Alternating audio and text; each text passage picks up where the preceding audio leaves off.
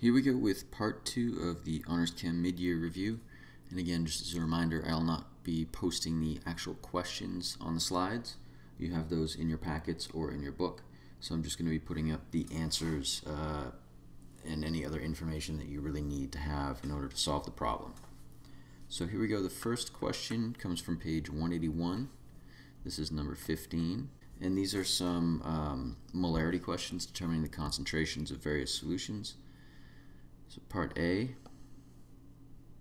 we have 5.623 grams of a substance.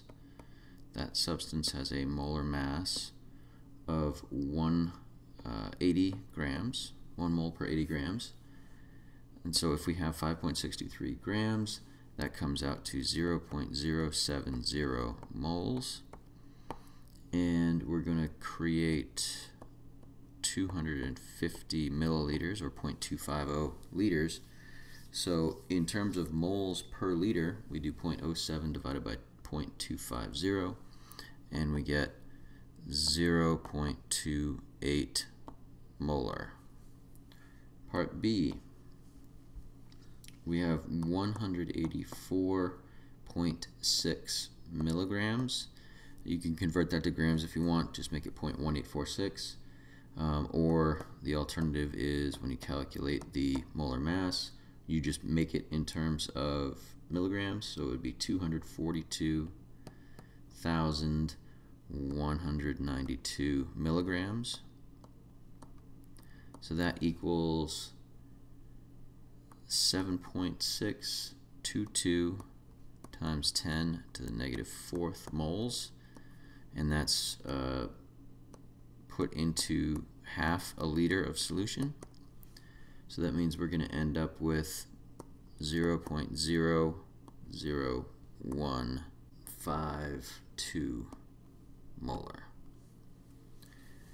Part C, if we had 0.1025 grams of a compound with a molar mass of 63.546 grams per mole, then we would have approximately 0.001 moles in 1/5 of 1 liter,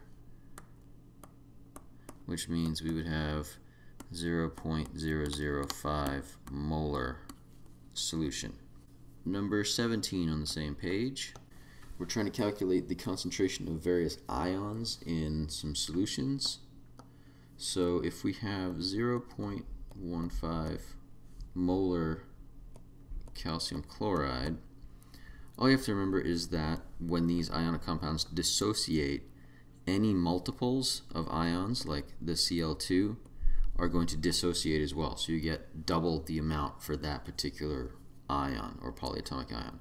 So in this case, for the Ca, for the calcium, we would have a concentration equal to the concentration of the solution. And then for the chloride, we would have a concentration that's double the concentration of the solution, so 0.3 molar. For B, 0.26 molar solution of aluminum nitrate. So the aluminum is going to have the same concentration because there's just 1 aluminum per mole. So that's 0.26. The nitrate, though, there are 3 moles of nitrate ion for every mole of solution when it dissociates. So you get 3 times the concentration, or 0.78 moles. In the next one, we have 0.25 molar potassium chromate.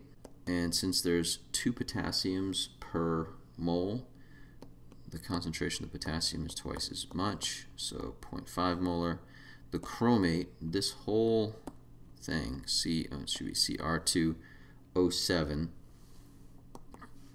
is a polyatomic ion as a unit, so that is going to have the same concentration as the solution because it's not going to dissociate, so 0.25 molar.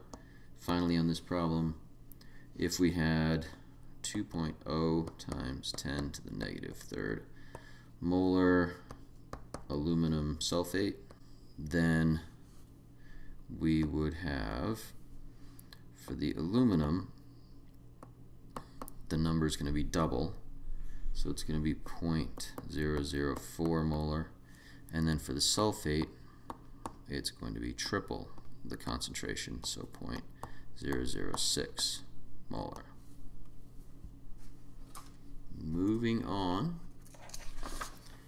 to number 21, still on page 181 here. This is a question of how much solution we would have if we wanted our solution to contain a specific number of moles or a specific number of grams. So again, the concentration is in moles, not grams. So first thing we have to do is figure out 0.350 grams is how many moles. Well, to do that,